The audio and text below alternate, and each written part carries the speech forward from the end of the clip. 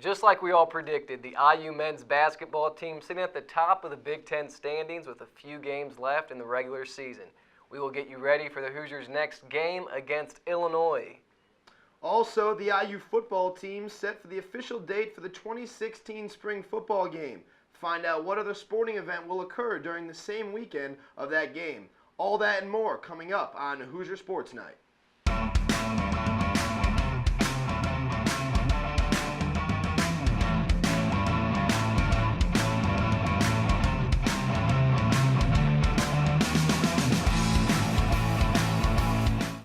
Hello and welcome to a new edition of Hoosier Sports Night. I'm Brent Farkas. Alongside me is Sam Lieberman. And Sam, this is our first episode since the Indiana Hoosiers defeated the Purdue Boilermakers this past weekend. It was quite the atmosphere there in Assembly Hall. I got to cover it for the station here. Max did a great job Hoosiers now sitting doing at that the game top plan of onto the the standings. court. That was quite They big used win, up their not fouls. just I mean, that's because it was fine. You the don't want them state to rival, get also easy buckets, but the they were fighting them down there, and I was proud of the way they fought them. Nothing in the paint was coming easy for the Boilermakers. Despite a late and run, Purdue a large had part almost taken off Indiana at the end of the game, but IU was able to hold them off, and they can't get too high on their horse after this game. You know, Right. They got. I know it's a little bit cliche, but they got to stay focused, stay composed going into the Thursday night game against Illinois, which is another huge game in the Big Ten. Yeah, that is a huge game. Illinois, they've had some tough losses. This team is 4-10 in the conference heading into this matchup against the Hoosiers, but the IU can't just look past them. It's going to be a tough one on the road. The old Assembly Hall, now it's the State Farm Center there out in Champaign, so they're always wild up. They're not quite the same rivalry like Purdue and IU, but there was a time where Illinois-IU was pretty much up there in rivalry when you're ranking it between those two. But, yeah, it'll be a tough game. And actually, Robert Johnson, this was just coming in that he was ruled out for the contest against Illinois, so he will not play against the Fighting Illini. How big will that be? Harrison Nego, we were talking about, going to have to step up. Right, Harrison Nego is definitely going to have to step up. Now there's only one scholarship guard that's going to be on the court in Champaign, as James Blackman Jr. has been sidelined for most of the season, and now that Robert Johnson is going to be out for at least this game, don't know what's going to happen in the future after this game for Robert Johnson's injury, but Nego's going to step up. Yogi's going to have to play very strong as usual. And Troy Williams, been very hot lately, is going to have to continue that hot streak if IU wants to come out with a W against the Fighting Illini. Yeah, that's right, Sam. And this will probably be a little blessing in disguise that they are playing Illinois right now, because hopefully Robert Johnson can get nice and rested up for their contest against the Iowa Hawkeyes on the road in a few more days. So this will give them some time to heal up. After an off-season that included the dismissal of several big men, the IU men's basketball team needed more depth in its front court. Tom Crean was able to find a graduate transfer who fit that bill perfectly, and so far has exceeded all expectations. My co-anchor Brandon Farkas has more. The IU men's basketball team is currently at the top of the Big Ten conference standings, and it's hard to imagine the team without him. During the offseason, the Hoosiers needed to improve in two major areas. Its players needed to get more physical, and the upperclassmen needed to show stronger leadership. Max has been excellent. Max has been I hate to use the term big brother, but we didn't need him. I've said this before. We didn't need him to come in here and be a babysitter. We needed him to come in here and show leadership, with a bunch of young guys. Crean said Bielfeld's guidance to a front court full of young freshmen cannot be undervalued. Thomas Bryant knows that he can always look to the former Michigan Wolverine for advice. Me coming in, being a freshman, not knowing the ways of the Big Ten so much, and also playing in these big games, it helps from learning from Max, who's a big man, to help me, down there in the post, or tell me like what can happen or what might happen. That makes a big help for me. And his production presence in the paint has been important too. After impressive numbers as the team's sixth man early on, Crean decided to give Bielfeldt some starts. He can become quite the matchup issue for big men on other teams. Just ask Purdue's head coach, Matt Painter. He's a tough matchup, just because of his ability to drive the ball, his ability to shoot it, and then to kind of play in between in there. But he uses his quickness against those guys and gets angles. But he definitely helped. Bielfeldt has been a pleasant surprise for the Cream and Crimson with 3 games left until the Big Ten tournament. But the redshirt senior knows that it's time to keep rolling as March approaches. The IU football program announced that the 2016 Cream and Crimson Spring Football Game is slated to take place on Friday, April 15th at Memorial Stadium. Kickoff will be determined at a later date. The Women's Little 500 race is also set to occur on the 15th of April, so the spring game could serve as the starting point for the weekend festivities. The football team will begin its 2016 season on the road against Florida International on Thursday, September 1st. 4 Hoosiers are participating in this week's NFL Combine in Indianapolis. Running back Jordan Howard and offensive lineman Jason Spriggs will do their on-field workouts on Friday. Quarterback Nate Sudfeld will perform his on-field workout on Saturday, and D lineman Darius Latham will finish up his Combine weekend on Sunday. The 4 participants are the most in head coach Kevin Wilson's 5 seasons and tied for the 4th most in the Big Ten. The NFL Network will broadcast the Combine Friday through Monday. We will provide plenty of coverage from the event as the workouts begin on IUSTV Sports Twitter account. The Indiana women's basketball team continued a 2-game road trip on Wednesday as they faced off against Nebraska. It was the final road contest of the regular season for the Hoosiers as they defeated the Cornhuskers in Lincoln.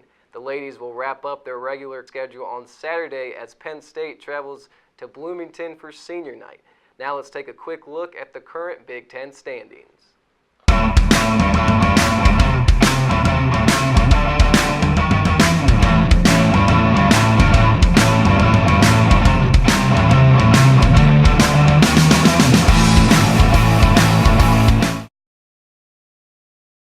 The Hoosiers baseball team started off the season a little bit slow as they lost 2 of the 3 games in the series at Middle Tennessee. IU has another road trip starting on Friday as they fly all the way out to the West Coast to take on Cal State Fullerton for another 3-game series. Indiana Rugby won the Big Ten title on A side and B side back in November, and they're not stopping there.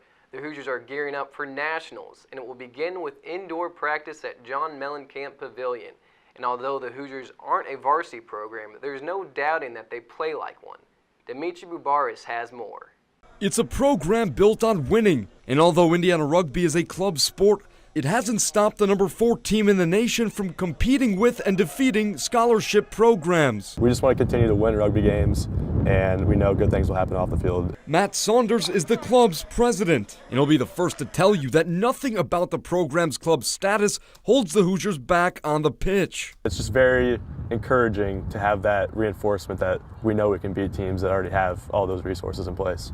But the Hoosiers lack the resources that a varsity program would have, so a little help from some alumni can go a long way. I'm sure everyone has heard about Mark Cuban playing rugby here.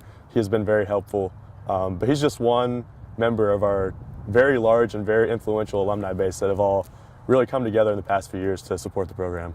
It's right here on Evan Williams Field that the Indiana University Men's Rugby Club plays its home games. And despite having no scholarship players, the club has been one of IU's most dominant athletic programs in recent years.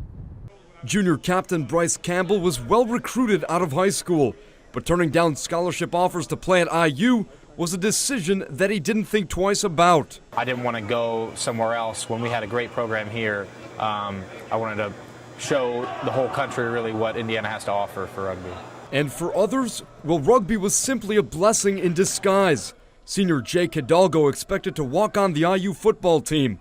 2 years later, and Hidalgo is an honorable mention All-American with hopes of playing at the professional level. My goal was to play football, but thinking, having that athletic mindset, I feel I can make that transition into rugby. And then once I started playing, it's just kind of something I got hooked on. In Bloomington, I'm Dimitri Bubaris, IU Newsnet. Next up for the Hoosiers is a match against Notre Dame this Saturday. The softball team swinging the bat well while basking in the sun down in Miami, Florida. The Hoosiers finished up the Panther Invitational on top this past weekend as they took down Holy Cross and Delaware, but dropping one to Florida International. The ladies traveled to College Station for the Texas A&M Invitational on Friday, holding a 5-4 record on the season. The IU men's soccer program announced the team's 7-match spring schedule on Tuesday, which features a pair of high-profile matches here in Bloomington. On Friday, the Hoosiers will square off against the Indy 11 at the Mellencamp Pavilion. The rest of the spring slate will include SIU, Edwardsville, Notre Dame, Butler, and the annual match against the Mexican Youth National Team. This year's match against the Mexican Youth will be hosted at Armstrong Stadium, and tickets can be purchased in the upcoming weeks. IU Wrestling hosted its first match in the National Wrestling Coaches Association dual meet. It was also the first time in school history that the Hoosiers met Appalachian State, the champions from the Southern Conference. Sports reporter Jacques Rozier was at the university gym this Sunday for the historic duel. Indiana Wrestling finished its best conference regular season since the 2019 season with a reward, hosting its first match in the National Wrestling Coaches Association dual meet against an Appalachian State team that had 11 dual wins on the season. Bryce Martin gets the first match points for the Hoosiers, scoring 2 of his points on this takedown to win his 165 match 5-4. Nate Jackson is in the only ranked matchup of the duel, facing off against Nate Key. His 12-4 win in the 174 weight class gave the Hoosiers his first lead of the night. I kind of took his energy early in the match, and I don't think he thought that he was going to win. So I was able to get the major there, so that was a big deal for me. Matt Ibert also gets some wins, extending the Hoosier lead 10-3. Appalachian State closes the gap 10-9. Elijah Oliver takes the mat in a much-needed win for the Hoosiers. His takedown in the last few seconds of the 125 weight match surprised his opponent and excited the crowd in the University gym. It's kind of a bad day for me, but I knew all along I was going to find a way to pull out the win. You know, I wasn't going to take either one losses. You know, from here on out, I plan on going undefeated. You know, I plan on continuously winning and just being aggressive and dominating the matches. Oliver's win was the last victory for the Hoosiers, who ended up losing the match 21-13. The team earned 3 conference dual wins this year, including a historic win over Minnesota. Indiana has 2 weeks in between this matchup against Appalachian State and the Big Ten Conference Tournament. In addition to that, a few players could be preparing for the NCAA tournament in New York City. Because we have a pretty young team this year, so talking to those guys, just letting them know that it's coming and making it through it. And now we get a little bit of rest before Big Ten tournament, so we can heal up a little bit, but also make a push for nationals, so we're not taking any steps back. The hard work and practice continues for the Hoosiers, with the Big Ten Wrestling Championships March 5th and 6th in Iowa City, Iowa, the team's second trip to Carver Hawkeye Arena this season. For Hoosier Sports Night, I'm Jacques Rozier. The IU track and field team will head off to Geneva, Ohio for the Big Ten Indoor Championships. The Hoosiers will enter the weekend with 30 total times that mark inside the conference top 10. The events will start on Friday and go into Saturday afternoon. We will have more from the conference championship meet on our show next week. Well, as a reminder, the IU men's basketball team playing the Illinois Fighting Illini on Thursday night. That game will air on ESPN at 9 o'clock. Be sure to follow our Twitter action on there as we will be live tweeting the game. It'll be an interesting one, Sam. First game without Robert Johnson, and obviously James Blackman has not been in there, so it'll be interesting to see how Harrison Nego gets going with his minutes. But hopefully the Hoosiers can keep going, get the win on the road. That's right. They got to stay hot against Illinois and stay on top of the Big Ten. That just about does it for this episode of Hoosier Sports Night. Remember to follow us on Twitter at IUSTV Sports. From Bloomington, Indiana, I'm Sam Lieberman alongside Brandon Farkas. Thanks for watching.